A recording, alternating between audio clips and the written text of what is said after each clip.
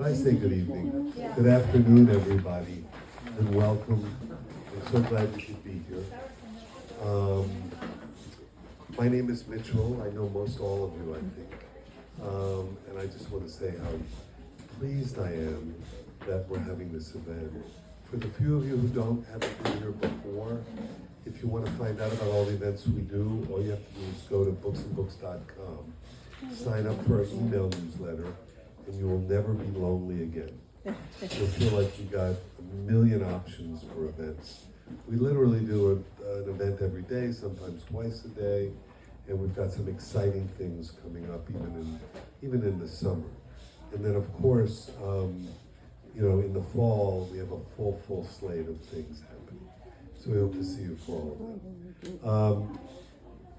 This afternoon, I want to bring up somebody who you might also all know, someone who turned me on to this amazing book called Army Brat by Laurie Gutman.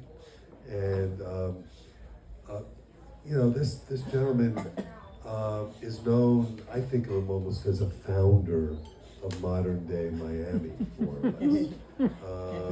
Right. He's been involved, and usually he's kind of in the back, manipulating things and giving advice and that sort of thing. He's been a really good friend to me. We have a common background in our Miami Beach.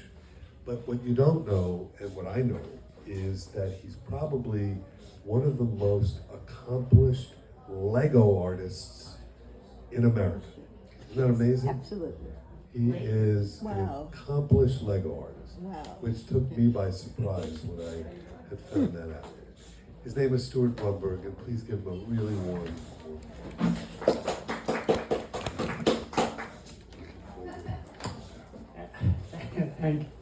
Thank you, Mitchell.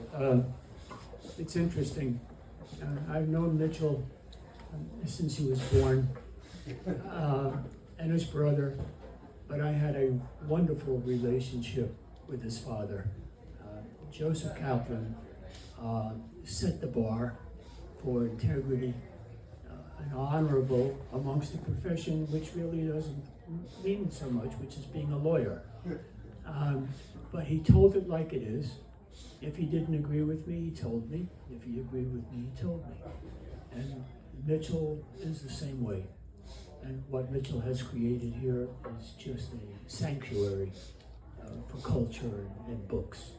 And so I thank him, number one, for being a good friend, and number two, for giving a young author an opportunity to appear before you in this setting to talk about her book. I've known her not as long as I've known her husband, which is for over 70 years. And what it does show me is that Bob has great taste in women, but not great taste in friends. But they've been married over 60 years, both accomplished medical professionals. And here at this stage of her life, Laurie Gutman has written a book about her life. And I have read most of it in between reading other things and doing other things, and it is a fascinating story of a young girl growing up in the world of military. It's a fascinating story. And it's an honor for me to stand here and to this audience and introduce the author of Army Brats, Laurie Gutman.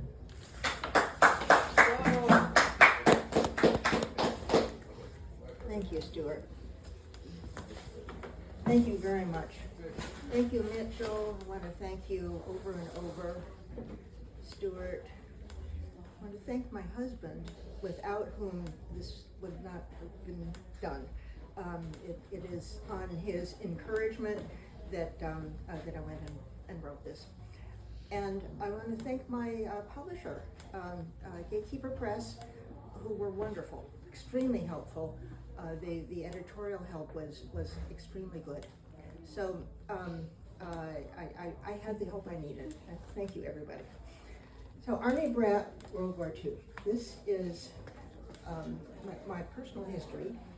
This has to do with I was an Army brat from birth, from before the war, and then through World War II, and then through the immediate post-war era.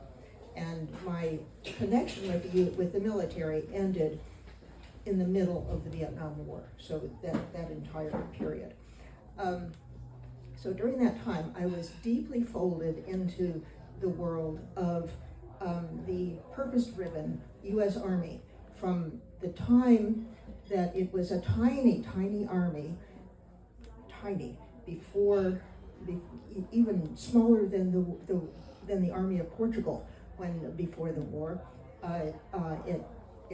The army then had to train up a massive army that then fought the war in both Europe and in the Pacific. And I was there during that entire training period, following the war, then into the Army of Occupation in Germany, where I watched the end of the war, the start of the Cold War, and our new understanding of who our actual enemies and conflict lay. My dad was a mid-level officer in the Army as in the infantry, and so he fought through the war. He did the training, and I got to watch all of that. And so I feel that this is an interesting story from the point of view of how it looked to a child. Let me just comment about the name, Army Brat, how that came to be. I mean, it's kind of a pejorative, you don't expect this. And Army Brats love that name. We glommed onto it. It's us. This is who we are. So it comes from the British, probably. The Brat is a British regimental attached traveler. And these are the children who were allowed to travel with their parents in the British Army in the pre-war era. And so that was their term. And there are some other potentials. In the U.S., those were considered dependents. Women and children were labeled as dependents before the war. That didn't go over very well with the women and children, as you could imagine. Army women are very capable, and they don't particularly like being grouped as dependents. So in the War Dictionary in 1942, which was the first time that an Army War Dictionary was produced, then one of the generals decided we needed a new term, and he just sort of pulled it out. So we are now Army Brats, and as I said, that's the correct term. So this is World War II Army Brat era.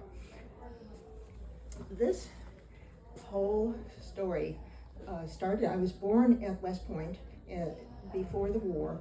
My dad was teaching English and chess there, and by the way, Civil War strategy. Those were the topics that he was teaching at West Point. And I was born there, and then we were stationed in Hawaii before the war started. So at the time that the attack came, I was 4 years old, and good memory had kicked in. It hadn't kicked in by very much, but I did have good memory by then. And our house happened to be right beside Wheeler Airfield. This is part of Schofield Barracks, which is in the middle of the country, and was a big source of concern to the Japanese. At that time, the Air Force was the Army Air Force. That's what it was. So in our tiny little army, we also encompassed the only Air Force that the United States had. And the airfield was right in back of our house. We had our house, a little field, a little chicken wire fence, and then the back of the airfield. So, and I was used to seeing the planes come and taxi in and being worked on, and minor thises and that's is going on, and taking off and landing and all that stuff. And so at the time of the attack, I got up early, which I usually did, and so I happened to be right there. Our second story porch looked over the airfield, and I could watch what was happening. It's a good part of the book. You'll probably be interested in it. What happened then, what happened right after, and what happened afterward was part of the war story. My dad, being a West Pointer, was needed immediately back in the United States to begin training troops. We had to go, our army, our entire army was 180,000 people, that's it. And from that army, we had to develop up the army of millions that we deployed during the war. So all these little training camps around the United States were needed immediately to begin to develop the core of our skills for that purpose. And he came immediately. So the next few years were extremely chaotic for us as a family. We were going camp to camp while he did this. By the time I finished high school, I had been through 20 schools and homes. 20. And that included the fact that each time we moved, I lost all my friends. It's like they died immediately, totally dead, everyone, and had to start out as a newcomer, as the nobody from nowhere, probably in the middle of the year somewhere. Some of the places were to other bases where kids sort of understood what everybody was doing and where they came from. Other places I was in the public school, at the local schools, and nobody knew what was going on. And since I'm not naturally hugely gregarious, I was always the absolute newcomer. And this was, as you can imagine, very difficult. And in the 4th grade for a while, I couldn't say my name. I got to a new school. I'd come to Minnesota. I entered one school where my mother, this is during the war, where my mother was living with one relative, and then they bought a home, and I entered another school in Minnesota. So this is like my, 10th, 12th, I don't know how many schools I've been in. And I was introduced to the class and asked to say my name, and I was mute. I couldn't say anything. I could not say a single word. And that went on for rather a while. I had a very nice teacher, and we solved that little problem. But that was the way it was for other Army brats, other Army children. As a comment about schooling, I will say I basically went to school alternate years. 2nd, 4th, 6th, and 8th grades were real years in an actual school where I really learned things. 1st, 3rd, 5th, and 7th, I either was being in so many places that it didn't count, and I don't remember anything about it, or we weren't in school at all because it didn't exist, or it was there was something the matter with it. So that was the way that turned out for me. As you can imagine, through this, you develop other Army kids. This is well looked at. There are some sociological studies on Army brat kids and what happens. And a lot of what happened with me is pretty well described in some of these. So you get radically independent. You just decide, it's up to me. It's not going to happen in any organized way. I've got to learn what I need to learn. I've got to develop what I need to develop. I just have to do this myself. And you develop this sense that you are on your own, and that then carries over, as you can imagine, into adulthood. Anyway, that was part of the big picture of the world that we were living in at that time. So my dad was in Patton's army during the war, and in Europe, of course, and he was a battalion commander and a very hands-on commander.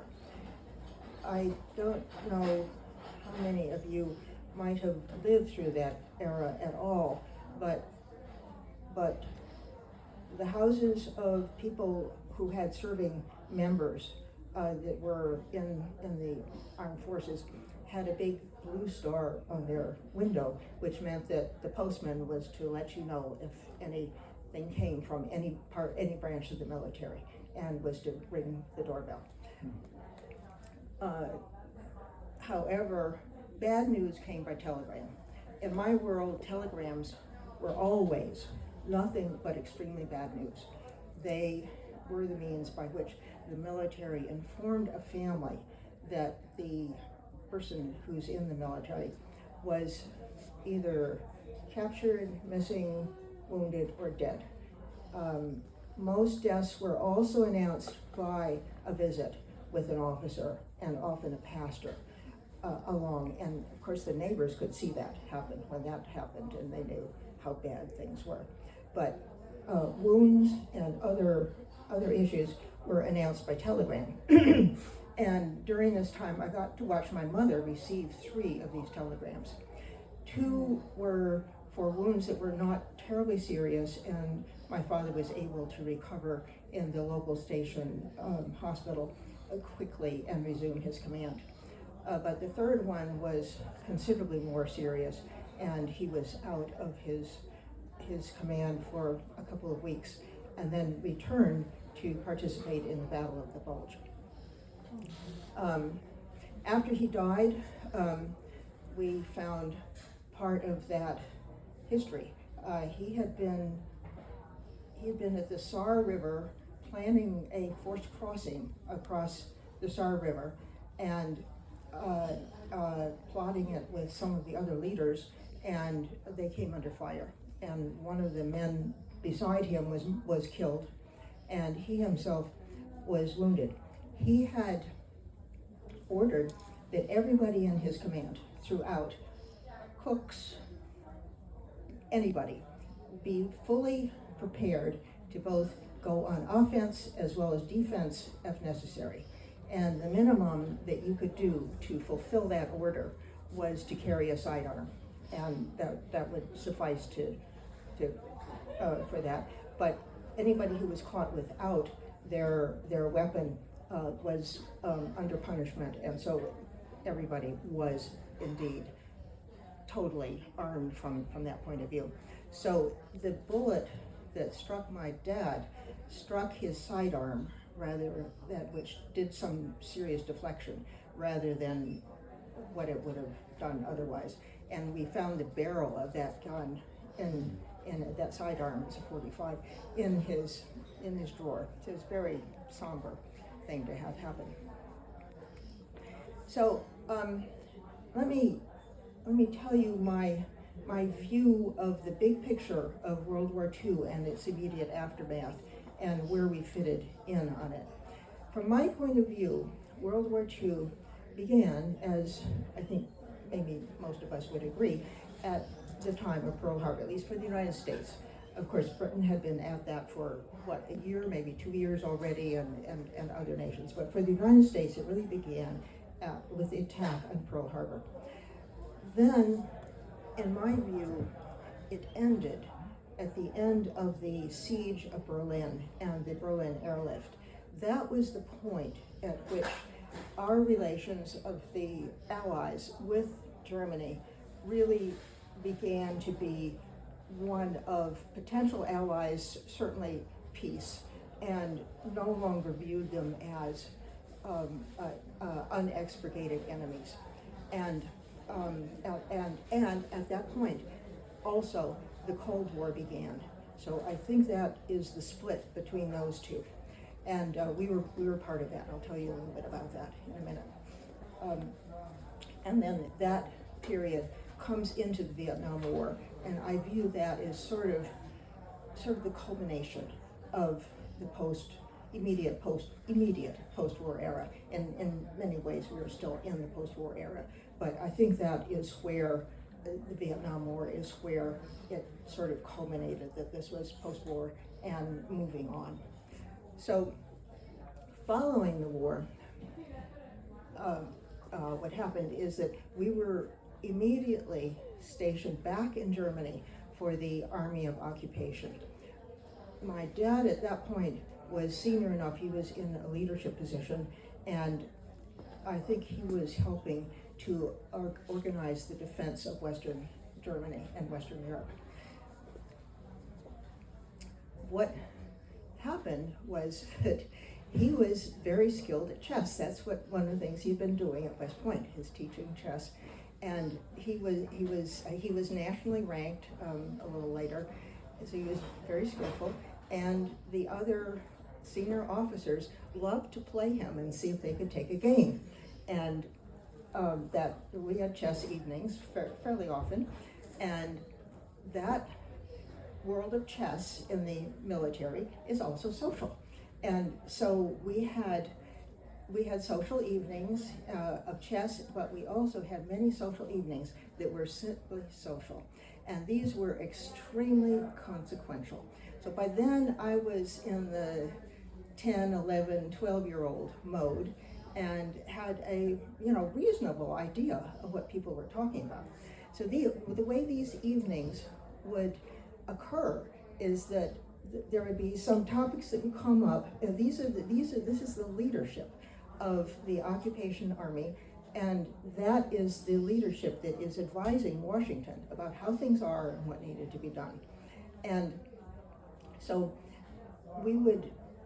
something would come up during hors d'oeuvres and cocktails, big drinking crowd, as you can imagine. Mm-hmm. And then over a very long leisurely dinner, the topics would be hashed over in great depth. And us, the kids, were lurking around. We were helping with the service, and we were there. We knew what they were talking about. My parents were having similar events, and so the kids would talk about what they're discussing.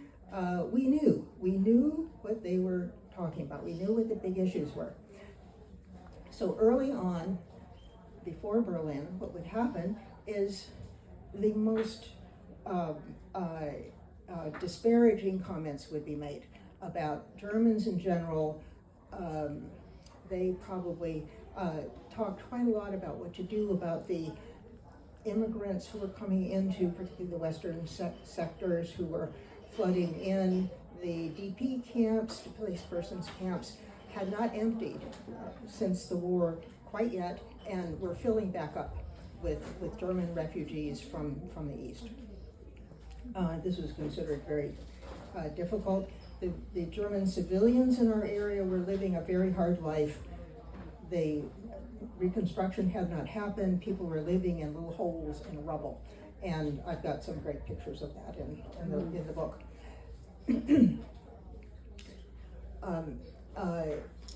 The comments about the Germans were just very, very disparaging, to say the least. Talking about the German drive toward barbarism, their drive to attack their neighbors, their unexpurgated violence against their own civilians. And basically any suffering they were having was their just desserts. If you look at how they treated the French and the Dutch and the Poles and the Russians, whatever was going on was viewed as just fine. That's what they needed. More punishment was a good thing. Then Berlin was in the Russian sector of Germany had been divided into 4 sections. You probably know that. And 3 of the Western Allies, US, France, and England, got those 3, and then Russia got 1 in the East. and Berlin was in the middle of that sector. And the relations between our World War II allies, supposed allies, and the United States were worsening and worsening and worsening. During that time, the military tried to send dependent families home. My mother wasn't having any of it, but things were very dangerous. The prospect of Russia reinvading the western part of Germany was considered very likely. Dad was at the point that he knew what was happening, and so for a while we simply made plans for where we would personally go if this were to happen, a bug out hole. And then we had to go to Switzerland for a while for safety purposes, and then we came back to Germany when things seemed to be slightly less terrible. All during this time, what was happening was that the Allies had decided, the US in particular, that Berlin must not fall. We had come to the understanding, at least enough, of our problems with Russia, that we did not want that whole area, including that mighty city, to turn into just another Russian satellite. So we supplied the city by air, everything. Any heating they had, any food, anything came by air. Came from Frankfurt by air. It's called the Berlin Airlift, and what was a most impressive event. The consequences of all that were that the Germans could see with their own eyeballs that the Allies and the West and the Americans in particular intended for Germany to be a strong country and did not intend to abandon them. And on the side of the Americans, which we heard at dinner also, we heard this discussion going on. We came to the realization that the Germans had a terrific work ethic. And everybody had always recognized that. Wonderful, very muscular work ethic. Were organized, were educated, and would be terrific allies if they could get their minds around that. So we put ourselves to get that to happen. And so around the dinner table, after the Berlin airlift happened, the kids began to hear, this other outlook called, really, we need them, really, we need to avoid yet another 20th century catastrophe in Europe. We need to not do this again. And so that was what was going on. I wonder if anybody wonders about the status of Jews. Anybody here want to hear just a little blurb about how that played out? Thank you. Okay. During the war, my mother who normally was not an angry person, would just explode toward the end of the war with fury, absolute fury. And this is when she was hearing on the radio about the opening of the camps. And I have to tell you, in retrospect, that I do not know that I can say that I knew that the Jews were targeted for that purpose. I knew that they were innocent people who were being starved and killed and murdered and rounded up and so forth. But I cannot tell you that I knew the nature of those people. And I can't even tell you, I thought I should look this up. Was it clear from the US news of these camps who was targeted? I don't really know the answer to that. Certainly, I did not think it was Jews. I just didn't know. I mean, it didn't come up one way or another. So when we were in Europe, and it was clear that it was Jews, people, that was now common knowledge, and even for kids, we knew that. My mother my mother had skills in German. She made friends in German, among the Germans, and they would have, lunches together and things like that. And I would occasionally ask her what she thought her friends had known and what had gone on, and as far as these camps were concerned.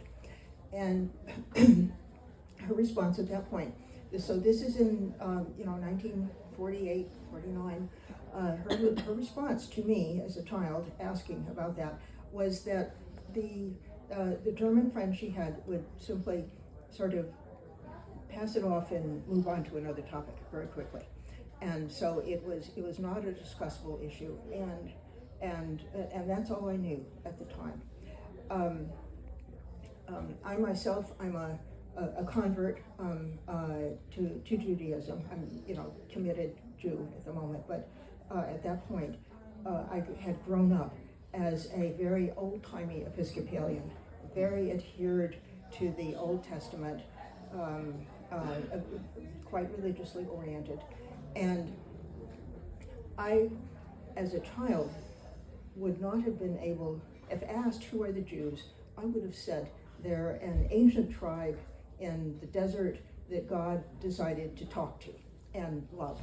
And that's what I had no idea that they live among us and that there's, there's such a current tribe of Jews. I just didn't know that.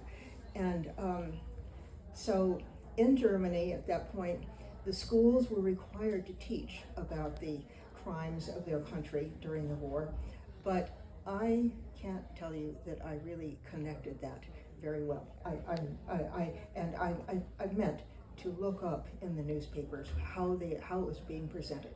Was it presented as the Jews were the topic, or was it presented as more global, like their political enemies, so that sort of thing? I don't know the answer to that. Anyway, I think I'll end this summary of this as a comment. The hardest for me part of writing this book was to find an epilogue. I wanted a nice phrase that would consolidate two thoughts into a couple lines of, a statement or poetry or something. I wanted to say, if you imagine you have choice, which of course as a child you don't, but anyway, if you want to imagine that, and you're looking forward to a task or a trip that looks just terrible, rocky, harsh, hard, all kinds of dangers, bad stuff, maybe some good stuff, but really difficult, really, really challenging. Might even, maybe not even survive it. And you think, I just don't think I'll go. I don't think I'll do it.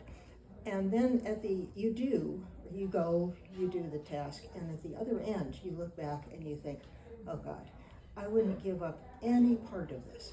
It was all incredibly interesting. It's now me. It's important, and I wouldn't give up any tiniest part of it for anything. So that's the way I feel about this, about having lived like this. So I'm going to read you my epilogue. As I said, I thought it'd be easy. I'll find it in the Bible or Shakespeare or Blake or Hardy, or how hard can this be? This cannot be a unique thought. I'm sure many people have realized that, but I couldn't find the two parts pulled together. So my epilogue is: if I had known how tough the journey was to be, I might have turned aside. How strange, I now hold dear those pleasures and those griefs that joined me on that ride. So that's the way I feel about it. So I thought we'd have time for maybe anybody want to have any questions or anything I can do. Any questions? Yeah. Okay, so you were an Army brat World War II to Vietnam. Yeah. Well I have done. loud voice. Okay, so, Well that's when the done. military and Americans were seen as good people, Yes. you know, in Oh, a yes, world like that. very different. How would, if this book was written, Yeah. okay, from the Vietnam War Uh-huh. to now, Yeah. going through, we have wars that we've been on the ground, we have wars that we've supported that were not boots on the ground. Yeah. What do you think the Army brats today are feeling as they travel to these places, because, you know, Well, and go to the cities and There they are- can't be treated nicely? I don't know. Currently, the life of an Army brat, there are other stories of Army brats. Most of them do not start at the beginning of World War II. Right. Most of them take off either late in that war or subsequently, and Vietnam War is a big one. And of course, what happens then we do have people stationed abroad. We have quite a few, but not as close to warfare as we did during World War II. This whole thing. So most of the kids don't have this rapid shifting of locales that I experience. Most of them will be a year or two or longer in a place. The normal deployment of an officer is 3 years, and enlisted men for that matter, is 3 years. You expect to be transferred about every 3 years or so, and that would be a norm. So I mean that's still a lot, but it's just very, very different from having multiple transfers within a year or two. So that would be very different. They'd probably be at home a lot more, maybe with parents and grandparents a lot more. They'd probably much more be in civilian schools rather than military schools. I think that the focus of the U.S., we felt as children that we served the U.S. military I mean, right. as in a very honorable way. We felt that the military depended on us to be good kids, you know, to do what needed to be done, to deal with whatever came up in a strong way. And we were told this. I mean, this wasn't just my assumption. We were told that this was part of our role. As a matter of fact, at one point, my dad was about to be transferred to Europe, deployed with his command, and the transportation of civilians was extremely difficult, and there was the possibility we were living in, I don't know where we were living, but anyway, not in D.C., and he was going to be join his group and then be deployed from D.C. And so we had the potential that he might go into you know a warrior status and are not being able to say goodbye to him. And I was so outraged at this. I think I was probably, I don't know, 8 or 9, something like that. Then my mother finally said, well, darling, the only person who can solve our transportation problem is President Roosevelt. And so here's a piece of paper, honey, and you write a letter. So I did. And a couple weeks later, ring, ring, ring, is President Roosevelt to tell me that everybody has a role, everybody has a duty. My duty was to help my mother and to be brave about this.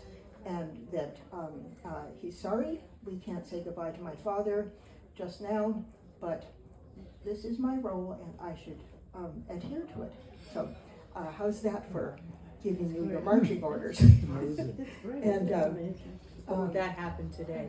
yeah, I think that might be more difficult today, by and large. So I think they would have a much different experience. Yeah, thank you. When you switch around, I Okay. project. Yeah.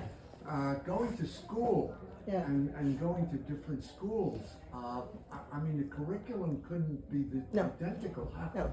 how do you learn anything? Well, that's such a good question. So in summary, I don't remember ever going anything to first grade. I think we were in multiple places. I kind of know where we were. We were in probably 4 different places.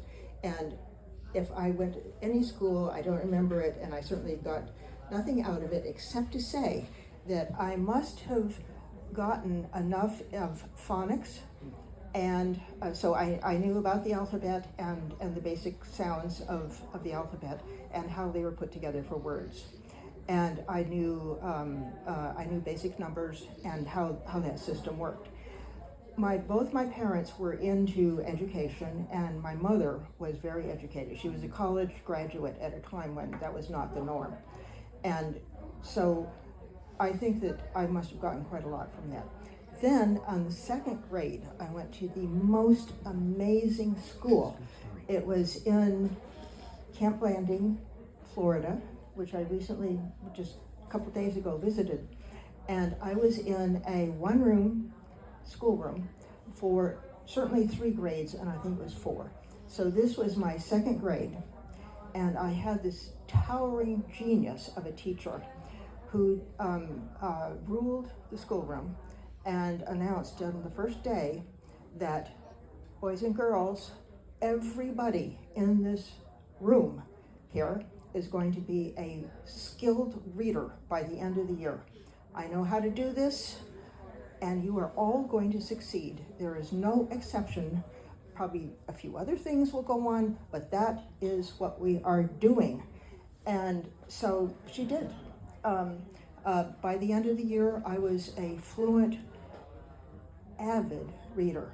The Hardy Boys series were out, and 54 of them, and they were mysteries, little kids solving mysteries, and I couldn't get enough of it.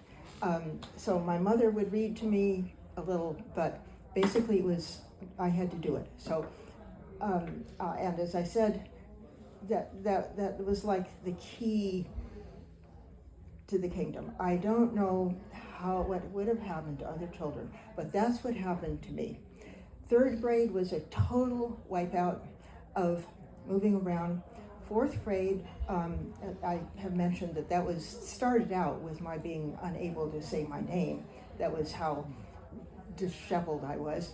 But I finally got a grip, and we finished the 4th grade. 5th grade, we were again in process of getting to Europe, and it was very complicated and full of starts and stops, including by the time we got there, the weather was terrible. We were in a place outside of Frankfurt that had a few existing buildings that had not been bombed, like most of Frankfurt, and you'll see some pictures of that era. So we had been being bused from Höchst to Frankfurt to the school. There were 2 American schools in Europe at that point. First one was in Berlin, and the second one was in Frankfurt. And that was it. That was it for the entire military. So kids either lived near or were stayed, were boarded. Those were the 2 options. We lived close enough that I spent the day. But it was a terrible winter. The school bus crashed one day in the sleet, and Dad decided, oh, we're not doing that anymore, and the school itself closed down and just sent homework off to the kids. So there was one other girl my age in my whole area, and we spent the rest of that school year playing Monopoly, and in the attic, drinking hot chocolate and playing Monopoly. That was what we did. So that was 5th grade. 6th grade, I was in a real school, very good, in Heidelberg. It was excellent. 7th grade, we were in France, where Dad was writing the protocols of NATO that was being created at that point, as part of a response to the Russian aggression and Russian threat the recognition that we needed a real military alliance that was to be NATO, and Dad was the liaison officer between the military and the writing of those protocols. So we spent a year doing that. That year, I had started in a school in it was outside of Fontainebleau, a little village school, and the teacher. So I spoke English and German, and she spoke French and German. So in this French school, I was in a little class of girls, little building for girls, building for boys, and everybody knew I was American. They knew who I was, but she would be working on some topic in French for everybody else, and then she'd have to break off and explain it to me in German, and her German was some sort of Southern German that I had to struggle to understand. So you would go over something a little bit, and then if I needed any follow-up, it was again a break, and I just decided, by then I was in the assertive mode. I had graduated to I'm in charge of me, and so I said, I'm not doing this. Well, that had some interesting repercussions. In France, every child by law must be educated. That's the law, and there are not any exceptions made. That is the law. So the local head of the school was a wonderful Frenchman, very classical, educated Frenchman. He was known throughout. He was the go-to person if there was any conflict about anything. He was the go-to person who could work out any problem. So my parents had a long, very alcoholic lunch with him to discuss what to do. And he finally agreed that this is not working. It couldn't work. There was no way. And so I had a plan in which I did individual readings, some of which he recommended, some of which my parents recommended, and some of which I simply did. And I would write him monthly reports on this, and that's what my education in 7th grade was. And it was wonderful. I mean, it was. I read things I would not have maybe ever read. Certainly not like that. And then 8th grade we were back in Heidelberg, and it was wonderful. So that was my primary schooling, is the way that worked. I think it was a mixture of extreme good luck, my parents being so committed to education that they would fill in some cracks. When I was in real schooling, the things I had missed, like in 8th grade, I had some math to catch up on, and I had a good teacher, and we simply did that. So that's the way it was. Come high school, I was aware that I needed to take care of myself. So I was by then in a great rush. So I finished high school in 3 years because my parents were about to be transferred again, and I was not going to do a single senior year in one place. That wouldn't have done it. So I finished up. I found a good college that would take me with the provision that I passed the first year with doing well, and my high school agreed that if I passed the first year of college, they would give me my high school degree. So that took care of that. So thank you for the question. Long-winded answer. Yeah. So, thank you. Did you have siblings? I have 2 siblings. Very interesting. My next brother is 4 years younger, and I have a serious section in the book of his summary of his life. It was very different. I was there and remembered in a lot of this that before he was capable, age-wise, of understanding exactly what was going on. He's been very interested in this and pulling his own history in. at the same time that all this was going on, other things in my family was going on. And so he was there when my father was retiring. So my father was going from senior Army leader and very educated person. He could quote Greek, he was a chess champion, so forth. So he was going from a very high level of function and responsibility into nobody from nowhere, all of a sudden. And I'm sure this is very, very familiar, terrible territory for a lot of retiring people. It was a very difficult transition, and Ben was there during that and describes it in some detail. My next younger sibling is 10 years younger, so I almost hardly knew him as a child because I was, heading out. By the time he was, 4, I was heading out the door, and so it was only in adulthood that I got to know him.